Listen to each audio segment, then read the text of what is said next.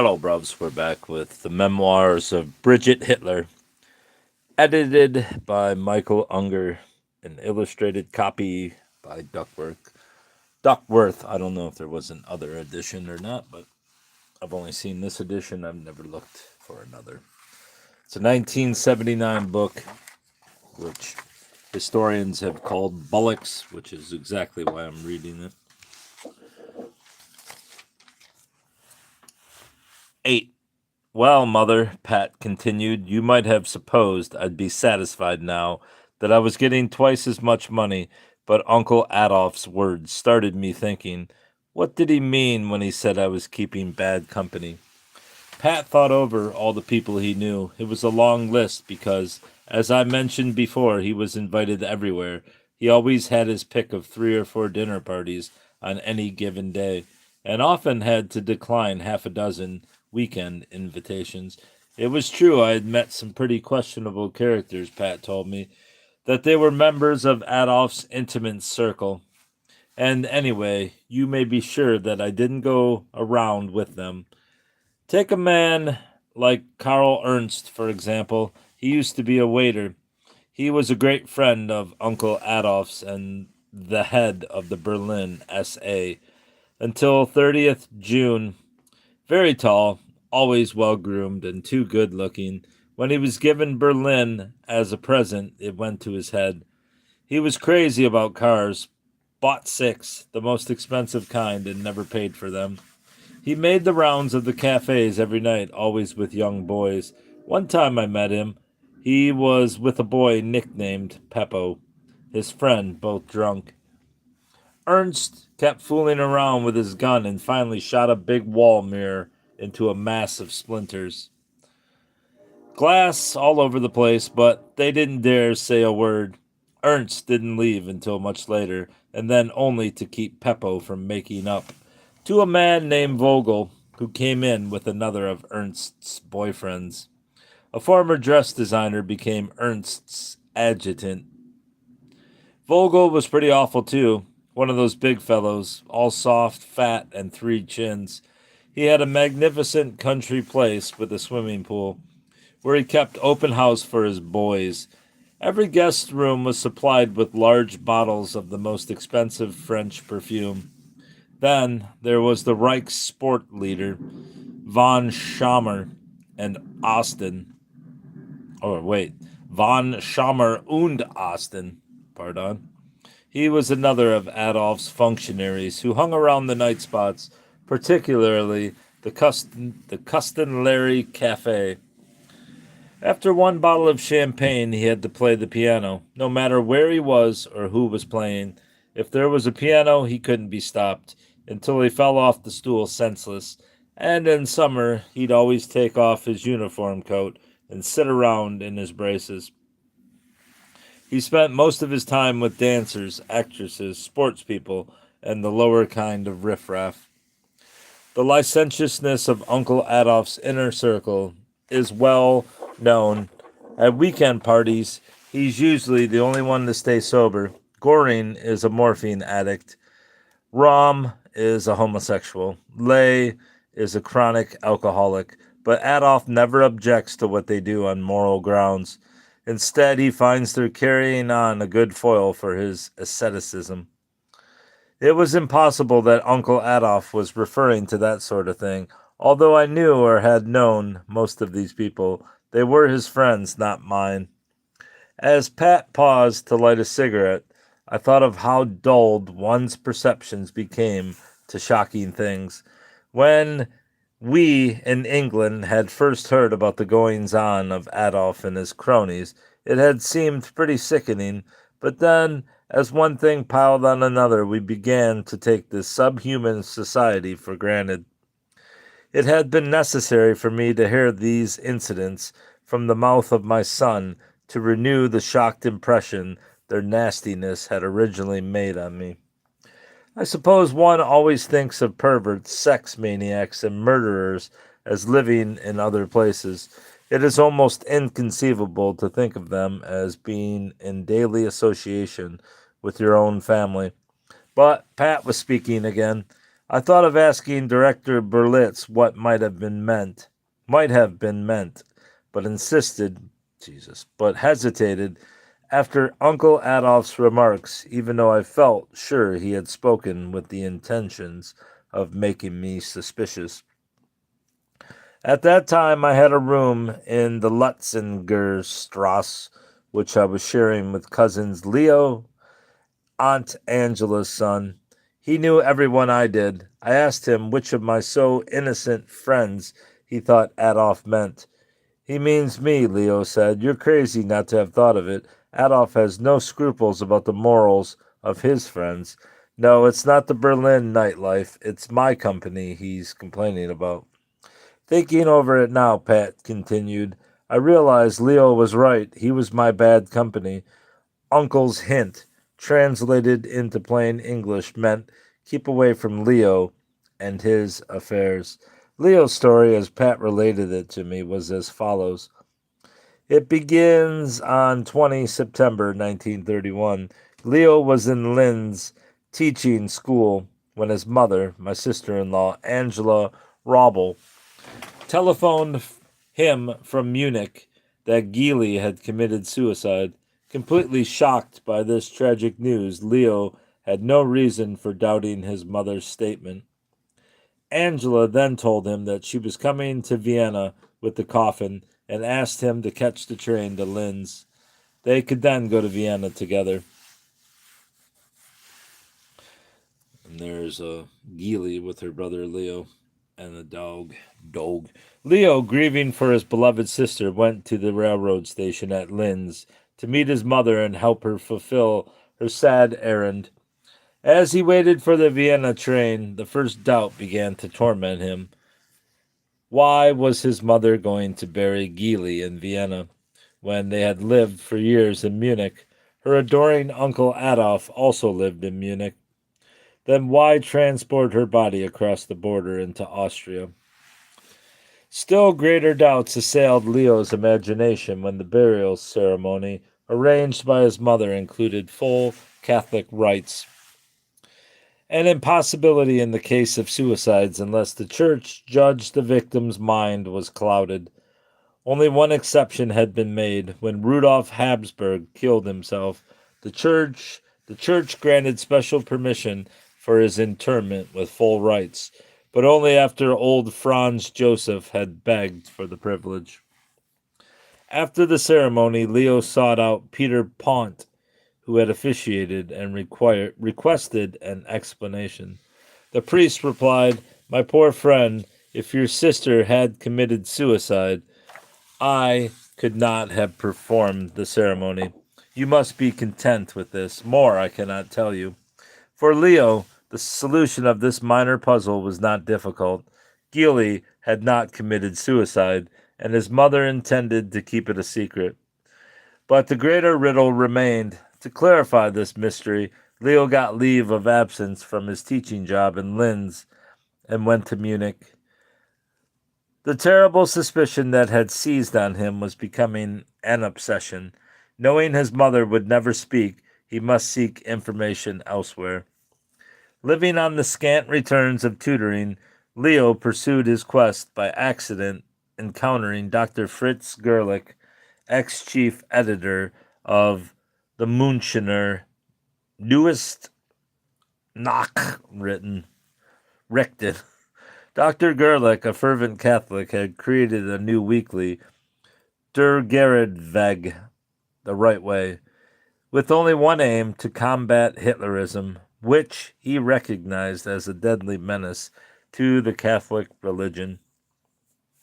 The peculiar circumstances attendant on Geely's death suggested it might be a formidable weapon for attacking Hitler. Possibly Hitler's downfall might be ensured if it could be proved he had killed her. For months, Dr. Gerlich continued his investigation, embodying his results in a pamphlet, the title of which was inspired by Emile Zola's famous Jacques. That's Jack Hughes. The evidence accumulated by Dr. Gerlich's detective work pointed inevitably to one verdict: murder. Geely had wanted to go to Vienna to make a career as a singer. A few days before her death, she had been to a famous music critic, Willy Schmidt, and had asked him for letters of introduction to take with her.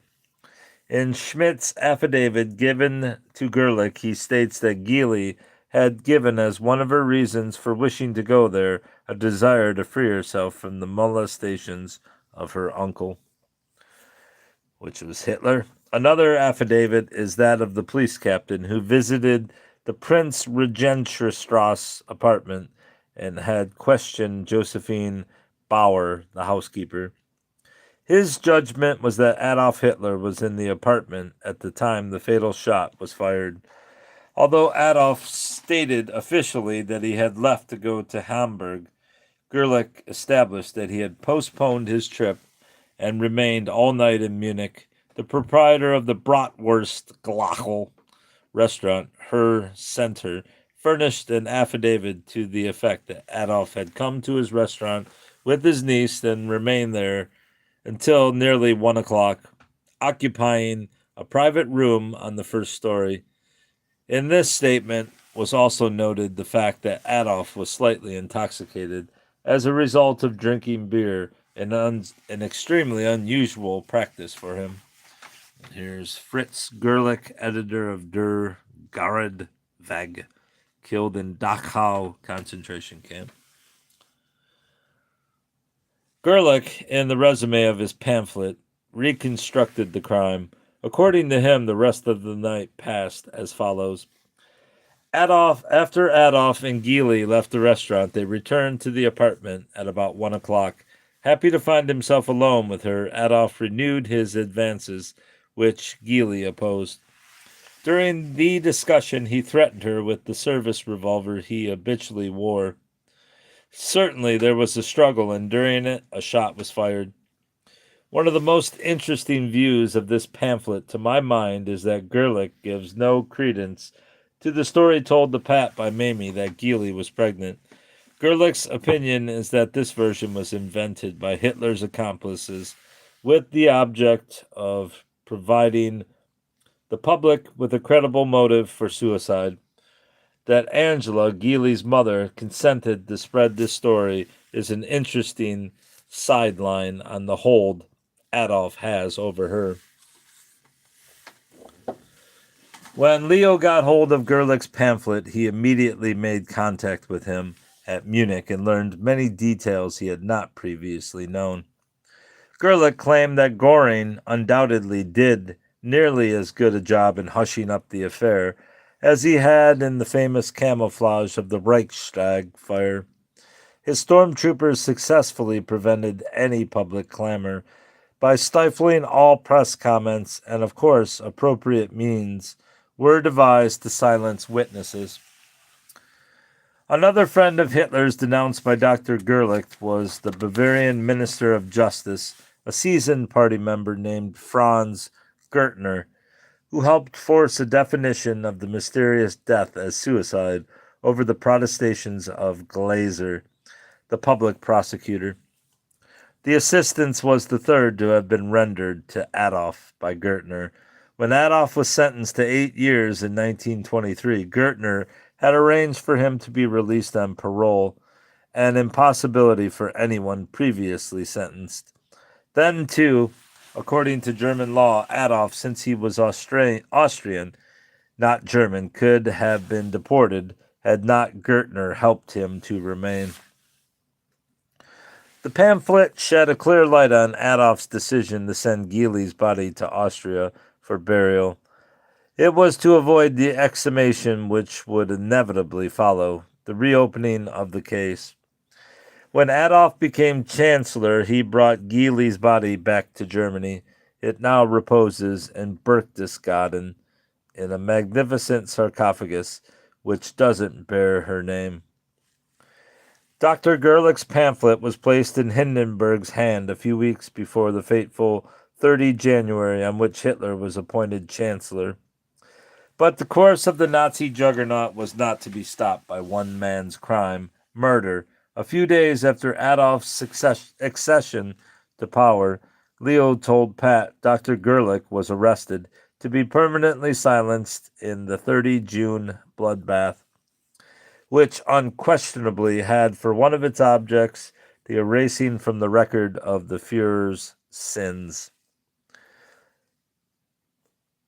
When Pat came to this point in telling me Leo's story, he was completely carried away by his emotions. Listening to his terrifying words, I began to realize the kind of thing we had got into. Trickery, tyranny, and murder were words that had existed for me only remotely. To hear them brought to flesh and blood existence by my own son was a shattering experience. The complacency which had weakened the impact of the many shocking truths which I had learned at a comfortable distance was dissolving with each word uttered by my son's firm English voice. Thanks, bruv. What I might have thought exaggeration or imagination on the part of an excited foreigner was doubly powerful on the lips of my reserved son. Only an unparalleled urgency could account for it. We had both stopped for breath, but now I was so eager to hear the rest that I urged him to go on. After Gerlich's arrest, Leo went to Berlin. That was where Pat met him, in Alois's restaurant, and offered to share his apartment with him. At first, Leo didn't trust Pat. In company with many others, he thought Pat was on good terms with Adolf, as he was the only heir to his name.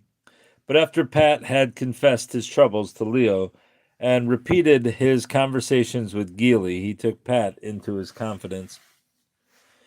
Through all of one night they spoke, and although they had been friends before, for the first time they came really to know each other.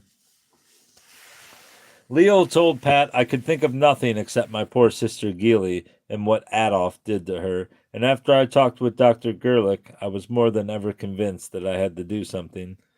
And what do you think happened that night? Pat asked Leo. He said, look, my friend, I know very well what was going on at the Prince Regentristrasse apartment.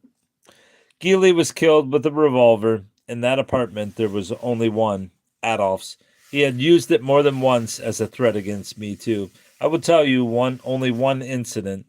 I had been going around with a girl. Adolf was violently against our engagement because she was the daughter of a carpenter, and Adolf didn't want what he considered a misalliance in the family. He had ordered Mother to put an end to the affair in order to pacify Adolf. She told him it was all over. Unfortunately, however, the girl was pregnant, and I felt I should marry her at once. In desperation, I went to Berchtesgaden in Adolf's absence and tried to enlist Geely's aid. Adolf came in. When he found out what had happened, he fell into such a rage that he yanked out his revolver and threatened to make an end of me. Geely intervened. I think it was the same scene which took place between Adolf and Geely.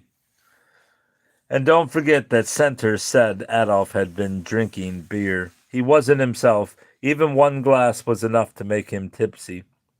And what was her mother's attitude towards this affair? Pat asked Leo. That's the most difficult question you could ask me, Leo told Pat. I'm sure my mother knows what happened. She was really Adolf's accomplice because she tolerated his making love to Geely. She knew, yet she did nothing. Was she afraid? Possibly. Or was it only that she did not want to give up her comfortable life? When Geely was shot, I suppose Mother felt it was useless to quarrel with Adolf over it. Geely was irrevocably lost to her. Why should she lose Adolf too? It is difficult for a son to say it of his mother, Leo concluded steadily, but I believe she should share Adolf's punishment as well as his guilt. During the rest of Leo's stay with Pat, he steadfastly refused to have anything to do with Adolf. Angela did all she could to make him change his mind, but he was not going to be moved. One day, Schaub came to the flat bringing a message, or rather, an order from Adolf for Leo to come and see him at once.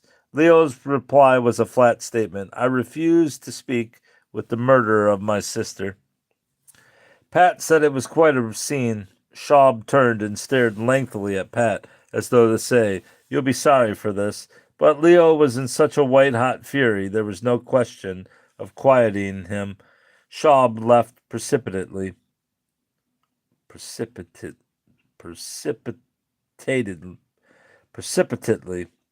I said it right the first time, I believe.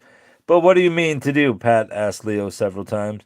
"You're fighting against the windmill. All the power is on Adolf's side. What can you hope to accomplish?"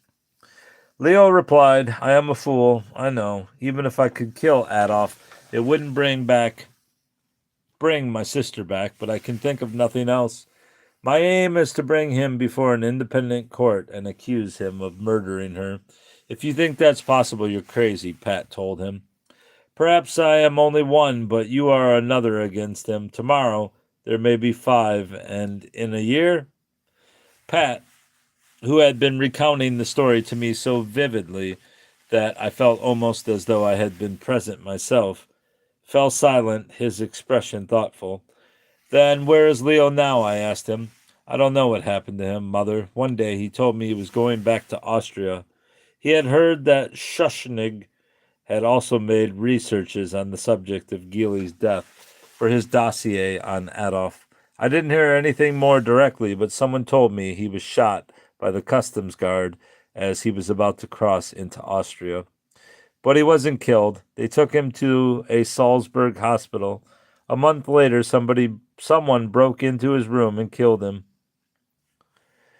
The Austrian authorities were unable to trace the murderer. Of course, nobody will be in a position to state that it was done on Uncle Adolf's orders. You can't imagine, Mother, how things are done here unless you actually see. Bruckner and Schaub are just like slaves of some Oriental despot. If they got the idea that Uncle Adolf wanted Leo killed, they'd be quite likely to execute Adolf's orders even before they were given. Only one thing I'm sure of. Leo signed his own death warrant when he openly stated that the Fuhrer had murdered his sister." And that's the end of chapter 8. All right, bros, that's all. Happy Thanksgiving and all that. Butter.